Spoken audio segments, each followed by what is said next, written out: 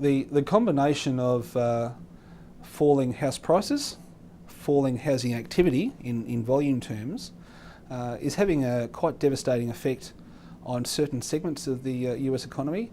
And the obvious areas, of course, are the building industry, where there's a surplus of houses existing, so therefore the number of new houses being built is reduced dramatically this year. But the flow-on effects are also there in relation to business activity for real estate agents, the flow-on effects to broader communities where a high level of housing activity had previously occurred, and even sort of receipts for local governments from stamp duties and sort of sales of land and such like. The whole process sort of flows through in a slowing mechanism. So it's not just the direct housing area that gets affected. There's a lot of flow-on effects to the broader economy. In that sense, we do expect these negative conditions to continue for some while. Inventory of US housing is at very high levels. There's roughly about 12 months of inventory when normal levels are about 6 months. And that will take some time to work through. Primarily to attract investors back into the market, house prices will have to fall further, so they do appear to be sort of bargain buying opportunities. We're not quite there yet, despite the 12-month falls. And then there will take some time, once that starts, for the inventory to be worked through. So, as I say, as a large part of the source of traditional consumer spending funding, this aspect of the US economy is still going to remain negative for a good 12, 18 months, we expect. Flowing through into the broader US economy, we're seeing evidence of declines in other areas such as retail sales, which has declined 0.3% in August from July. In addition, automotive and light truck sales have fallen dramatically this year, partly due to the rising oil prices earlier this year, but also the reduction in spending on large capital items has really manifested itself in the thinking of the US consumer. And we're now seeing sales of cars at roughly 30 to 40% below their peak levels, and likely to decline further in coming months. Construction spending is also down on a broader front, not just housing, and this is all leading into rises in the unemployment rate, further job losses. So far this calendar year, every month there's been negative jobs growth, i.e. job losses, consistently through, and the numbers are actually rising in recent months. So with the shakeout of the financial system, we're expecting further job losses in the next few months, in addition to what has already occurred. In the meantime, inflationary expectations remain high, not just in America, but elsewhere around the world. It's interesting, though, that central bankers who have previously been very hawkish about the influences of inflation have become more accommodating with the deterioration in the banking system in recent months. And therefore there, to a degree, is a preparedness to put up with high inflation for the moment, in the belief that inflation will reduce in 2009 as economic growth slows, and to a degree there will be a self-fulfilling, if you like, solution to the high inflation sort of readings at the moment. We expect that to happen as well, of course, and we believe the central banks are correct in lowering interest rates and providing a more stimulatory framework to their economic environments. In that sense, inflation is still impacting on people's costs.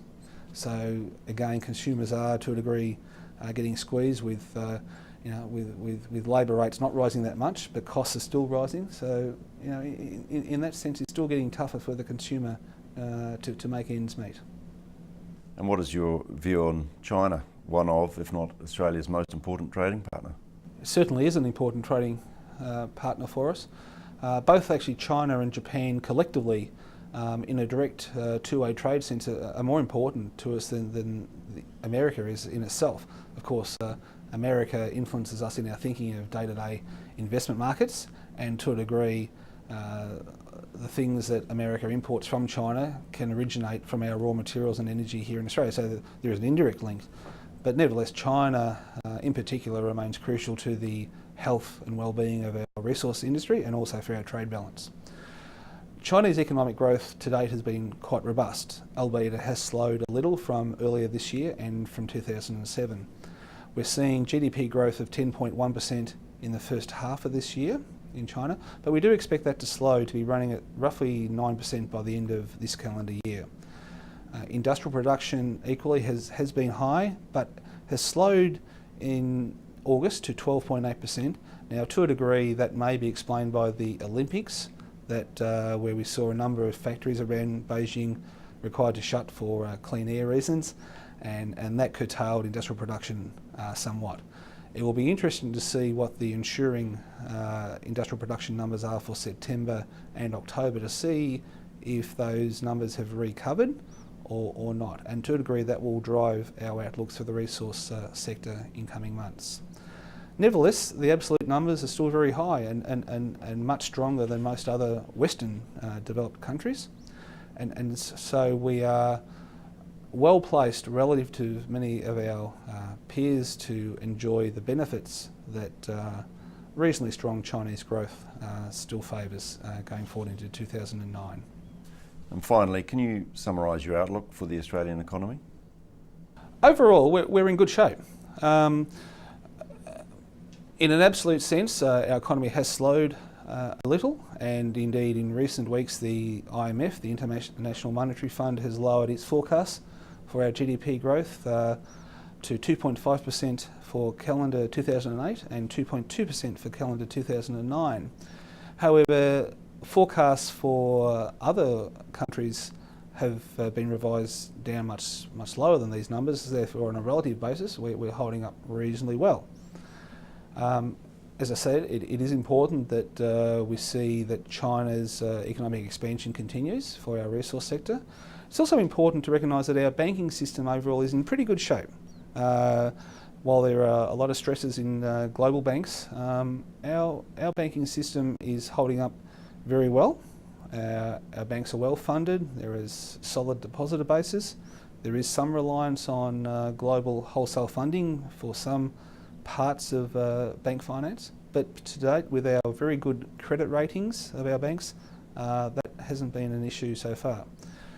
So overall, the Australian economy is in good shape to weather these global economic downturns. We're not immune from these downturns, clearly, but overall we're in a position to weather the storm, shall we say, reasonably well.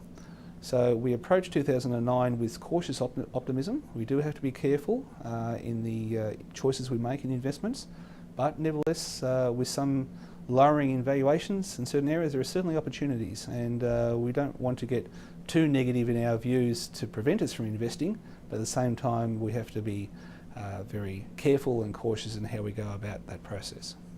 Thanks very much for talking to us today, Ross. Thank you.